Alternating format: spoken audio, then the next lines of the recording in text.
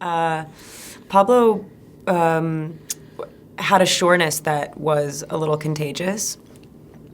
And I didn't have an incredibly defined impression of her before I made this movie, other than I thought she was very cool and very beautiful. And I remember the loss of her really impacting the world in a way that I took note of as a little kid. I remember the flowers, and I remember all of the crying faces, and I was like, what is this? And yeah, I mean, gosh, and at that point, I'd become obsessed with The Crown already. Like, I was doing all of my own kind of, like, you know, I don't want to use the wrong word here, but these people are unknowable, technically. Their experience is so unique that we cannot relate to that. And so it is all an outsider's perspective. And I think the fervence of wanting to know and wanting to get close to these people is something that defined her, because she was probably the most normal one of them. And ironically, even though she made people feel accompanied and empowered, and when she shed her light on people, it was like, you know, suddenly the world felt connected and you felt like beautiful about things. But really, she was the most lonely, isolated person that you could possibly imagine at certain stages of her life. So yeah, taking on all of these ideas, which those are only just a couple, that's the tip of the iceberg. I basically just had to say yes because I couldn't say no, because I had to try. I had to give it a shot. It was too sparkly to not. I was drawn to it. Yeah, the weird thing, as kind of heavy and hard and exhausting as it was to pretend to imagine to be her, I also took more joy into my actual body than I have ever in any other movie. And we deal with 3 days that are not particularly fun for her. We imagine a sort of precipice scenario in which if she doesn't make a pretty bold choice soon, that she's gonna lose herself.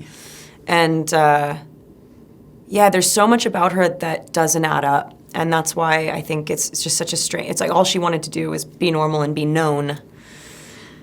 But I think only in the last couple years of her life was she at a point where she knew herself, and that's what she fought for.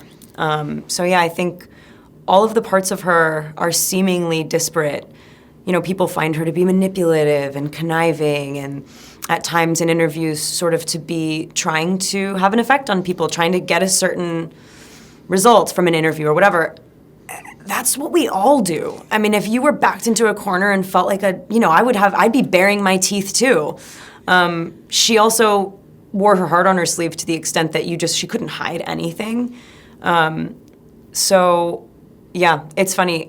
I don't think there's really any way to concisely sum her up, because she was just kind of getting to a stage where she could be fully realized and accepted, both self-acceptance and, you know, at large, the public accepted that she was unique and not a cartoon character. Or a bit of both, maybe. Both, yeah. I mean, it's so important to read everything, watch everything, pick apart every idiosyncrasy, every little nuanced way that she communicates and inhabits her body. And then it's really important to forget it and be present and enjoy it as much as you can, because yeah, if you'd be doing yourself such a disservice, and also the story and Diana herself such a disservice, not to make it physical and taste it for yourself, because she just was so, not to sound basic, alive. She just came out to here. She just, like, in every picture, even when she doesn't feel good, she's just vibrating. You know what I mean? Like, there are certain people that just are live wires. And there's no way to do a perfect impression of a live wire. You know what I mean? You have to kind of, yeah, put your body, soul, mind, heart into it. And yeah, I couldn't play Princess Diana perfectly. There was only ever going to be a sort of combination of the two of us. It was so important. I mean, well, she's so isolated, so alone. Naturally, when you feel so at odds with your environment, you start to put walls up and you start to kind of self-protect. and my self-protection and my sort of go-to default walls that I put up when I feel scared or alone probably look a lot different to hers. And so what was fucking wonderful about Pablo was that I've never felt more accompanied by a person. And, you know, we talked and talked, but I feel like the most fruitful exchanges were emotional and unspoken, and his confidence in me sometimes was ridiculous. And yeah, I just felt never alone.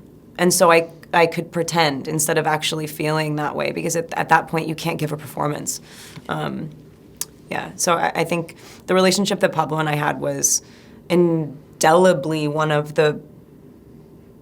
I think it's just one of the most ephemeral exchanges I've ever had with a director. It's hard to put your finger on why, but I think we both were drawn to this like moths to a flame. And we both kept going, wait, don't burn alive. And then he would get too close to the flame, and you know, we would just sort of keep each other in this little spot that was perfect to finish the movie. Yeah. And like sustain. I think I really only have to be careful now. On the movie, you can only do the best that you can, and you can only be as honest as a given moment prescribes. I think, you know, everyone has their version of this story. Everyone's written a memoir, everyone's done an interview, or, you know, even as outsiders, everyone has their opinion about what happened. Nobody knows what's happened. Even if you try and have an impression of a close friend's relationship, behind closed doors, you really don't know what's going on. And so because she was such a enlightening and, you know, such a sort of a born savior for other people, I'm sure people are incredibly invested. I'm just as invested. I have my own opinions. Everyone else has theirs. That's kind of it. I mean, it's a complicated subject, and I'm sure that the terrain the terrain is probably just riddled with bombs, but I'm just going to try and run through.